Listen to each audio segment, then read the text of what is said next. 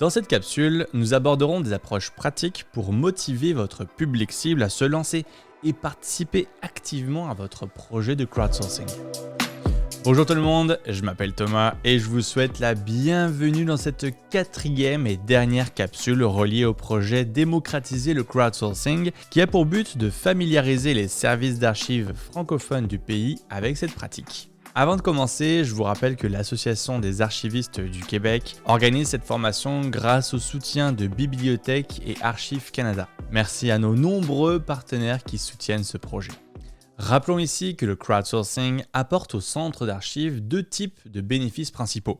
Il permet de diffuser des archives auprès du public et il permet aussi de recueillir des informations en provenance du public. Un centre d'archives peut très bien approcher un projet de crowdsourcing avec pour objectif premier de diffuser ces images en ligne, de les rendre accessibles à la population. Alors qu'un autre centre d'archives pourrait avoir l'objectif d'obtenir des informations qu'il n'arrive pas à obtenir sur des images précises.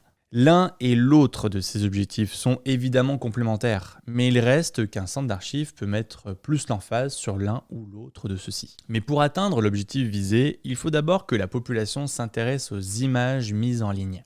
On va voir ensemble des stratégies et des moyens pour attirer un public cible vers votre contenu. Réussir à définir, trouver et engager votre communauté à prendre pleinement part à un projet de crowdsourcing, c'est loin d'être évident pour plusieurs raisons. D'abord, gardez toujours en tête qu'il y a un volume massif d'informations sur Internet.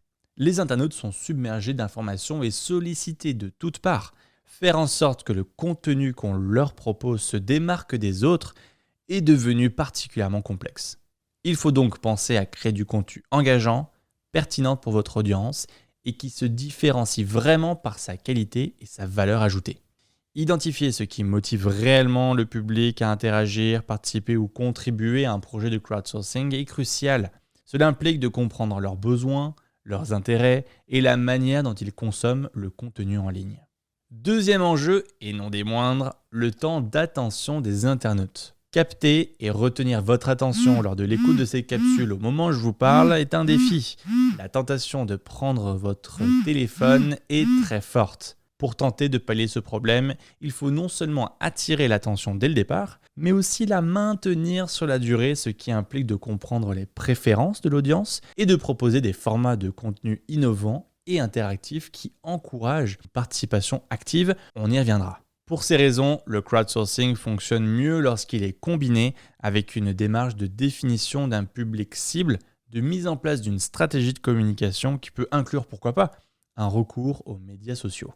Une stratégie de communication bien établie en amont fournit une direction claire et des objectifs mesurables pour tous vos efforts de communication. Elle permet de cibler efficacement votre audience, d'optimiser l'utilisation des ressources et d'ajuster les actions en fonction des retours et des résultats obtenus. Une stratégie bien définie aide à assurer la cohérence des messages, à augmenter l'engagement du public et à maximiser l'impact de vos initiatives en alignant toutes les actions vers des objectifs communs. Je vous propose de passer en revue les éléments clés pour établir une bonne stratégie de communication. Première chose, il est essentiel de définir vos objectifs. Définissez vos objectifs clairs et mesurables. Que souhaitez-vous atteindre avec votre communication ? Voulez-vous partager des images ou questionner le public pour obtenir des informations à propos de photographies en lien avec l'histoire d'un milieu spécifique ? Par exemple, vous avez peut-être obtenu un fonds d'archives contenant des photographies d'un quartier spécifique de votre ville au milieu du XXe siècle, ou alors des photographies relatives à une industrie régionale spécifique comme une usine de textile, ou encore des archives provenant d'un institut culturel comme un théâtre. Vos objectifs sont-ils de mettre simplement ces archives à la disponibilité du public, de les documenter, ou alors d'utiliser ces archives pour créer des collaborations auprès de nouvelles communautés ? Ensuite, identifiez votre public cible. Bien le connaître vous aidera à trouver où il se trouve, ses intérêts, sa motivation, ses attentes. N'oubliez pas que vous ne pouvez pas parler à tout le monde. Il faut choisir.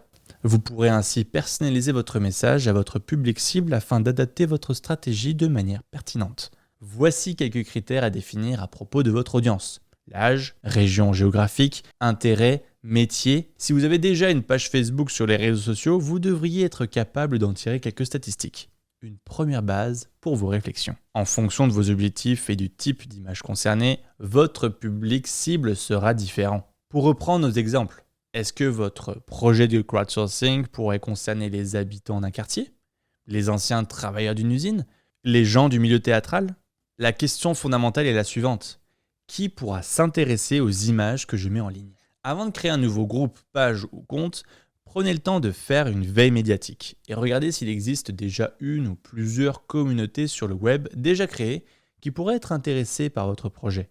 Il y a peut-être une page Facebook qui rassemble des gens ayant vécu dans le quartier concerné, ou alors des travailleurs nostalgiques de l'usine aujourd'hui fermée, ou bien encore des artistes de théâtre dont vous avez d'anciennes images. Ces groupes préexistants dans les médias sociaux sont souvent un bon point de départ pour le crowdsourcing. Choisissez les canaux de communication les plus adaptés pour rejoindre votre audience. Les premiers canaux qui vous viennent en tête sont probablement les médias sociaux.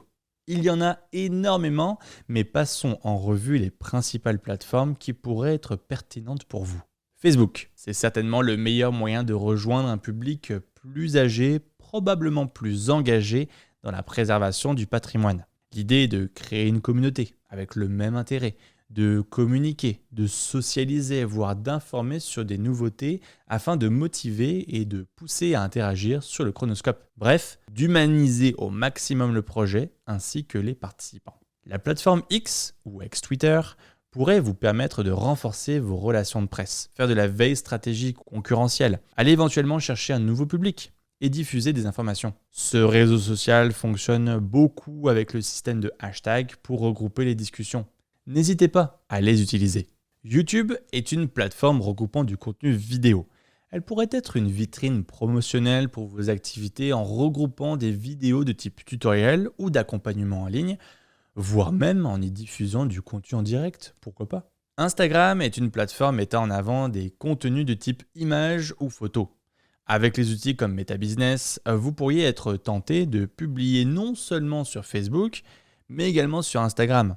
C'est une façon d'amplifier la communication et la promotion par l'image et de fédérer une communauté d'ambassadeurs autour de votre projet. N'oubliez pas de pousser les outils de référencement via les outils de recherche ou de hashtag pour que votre contenu soit facilement consultable. À noter que le public sur Instagram est plus jeune que sur Facebook.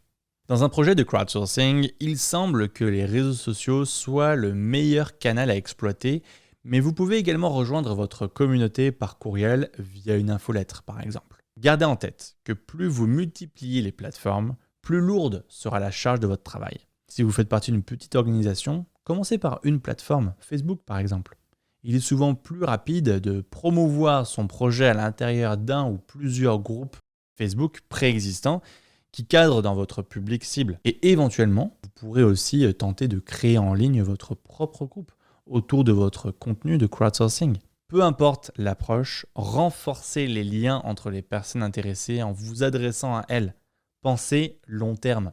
Vous vous ajusterez ensuite selon votre réalité organisationnelle et vos ressources humaines et financières pour aller développer du contenu sur d'autres plateformes. Dans tous les cas, que vous soyez présent sur une seule ou plusieurs plateformes, assurez-vous d'une cohérence dans les messages sur tous les canaux pour assurer une certaine homogénéité dans votre stratégie. Qu'en est-il maintenant de la création de contenu en tant que tel? Parlons du format. Il y a plusieurs possibilités qui vous prendront plus ou moins de temps à réaliser. Lorsque vous diffusez des images en ligne à des fins de crowdsourcing, il est toujours mieux de les rassembler en thématiques que le public cible comprend. Reprenons notre exemple de tout à l'heure d'un fonds d'archives comprenant des images anciennes d'un quartier urbain. Dans le cadre d'un projet de crowdsourcing, il est recommandé de le diviser en lots thématiques comme par exemple les anciennes équipes de sport du quartier, les immeubles d'autrefois aujourd'hui disparus, la rue principale dans les années 60. Toutes ces thématiques servent à faire comprendre à votre public cible quelle est la nature du contenu que vous avez mis en ligne et à susciter son intérêt et ses souvenirs. Chacune des mises en ligne de ces lots thématiques d'images sur la plateforme de crowdsourcing peut s'accompagner de petites publications qui en font la promotion. Par exemple, une capture d'écran diffusée sur les médias sociaux dans les communautés appropriées ou encore une petite vidéo explicative. Vous pouvez également créer des sondages, des quiz, poser des questions, lancer un débat comme par exemple Saurez-vous identifier les joueurs de l'ancienne équipe de baseball du quartier? Vous souvenez-vous des commerces qui occupaient ces anciens immeubles? Bref, trouvez des façons de pousser l'interaction entre votre public cible et votre contenu. Pour gagner du temps en amont et renforcer votre stratégie, pensez à planifier votre contenu à l'avance pour maintenir une présence régulière et pertinente. Cela ne veut pas dire de faire une publication toutes les heures ou tous les jours. Tout dépend de votre réalité et du temps que vous avez à consacrer à vos communications. 1 ou 2 publications par semaine, c'est déjà beaucoup. Voici quelques idées de publications que vous pourriez faire. Des remerciements aux membres déjà très engagés dans le crowdsourcing. Des statistiques de contribution. Par exemple, nous avons atteint l'objectif de 50% de contribution de notre lot d'images thématiques sur la navigation sur le Saint-Laurent. Bienvenue aux nouveaux membres. Invitez-les à se présenter dans le groupe.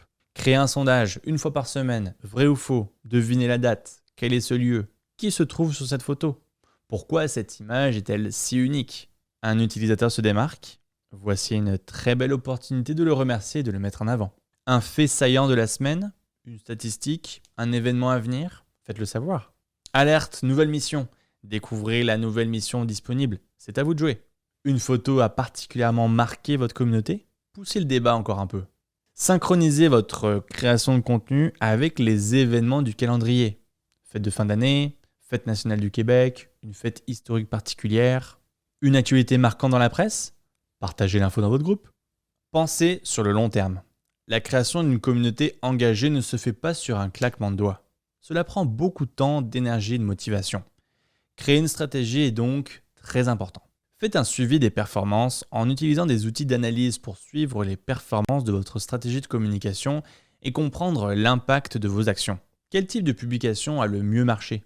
Laquelle a moins bien marché et pourquoi? Soyez prêt à ajuster votre stratégie en fonction des retours et de vos analyses. Testez des choses. Soyez conscient aussi que le monde du web et des médias sociaux évolue rapidement. Restez informé des dernières tendances et soyez prêt à adapter votre stratégie en conséquence. De façon générale, si du contenu est mis en ligne à des fins de crowdsourcing, le taux de participation du grand public est directement relié aux efforts de communication. Si on met beaucoup de contenu en ligne sans prévoir d'en faire la promotion en ligne, le grand public tendra à ne pas le remarquer. A l'inverse, un contenu tendra à attirer du monde s'il cadre avec les intérêts d'un public cible bien identifié et avec lequel on se met en contact. Et voilà, c'est ce qui conclut cette vidéo. J'espère que vous y voyez plus clair dans la façon de motiver votre communauté à participer à votre projet de crowdsourcing. Mieux comprendre son public permet de mieux définir sa stratégie de communication et d'utilisation des médias sociaux. Je vous remercie pour votre écoute. L'objectif de cette capsule était de faire un tour d'horizon et de vous proposer une vision macro d'un plan de communication. Il est donc très possible que je sois allé rapidement sur certains concepts. N'hésitez pas à prendre le temps de réfléchir à votre stratégie et d'établir un plan sur le long terme. Et tentez des choses. Vous verrez bien si ça fonctionne ou pas. Et c'est ainsi que se termine cette série de 4 vidéos du programme pour les collectivités du patrimoine documentaire. J'espère qu'elles vous auront été utiles. Je vous rappelle que c'est l'Association des archivistes du Québec qui organise cette formation grâce au soutien de Bibliothèque et Archives Canada. Et merci également à nos nombreux partenaires qui soutiennent ce projet. Allez, je vous souhaite de passer une excellente fin de journée et à très bientôt j'espère.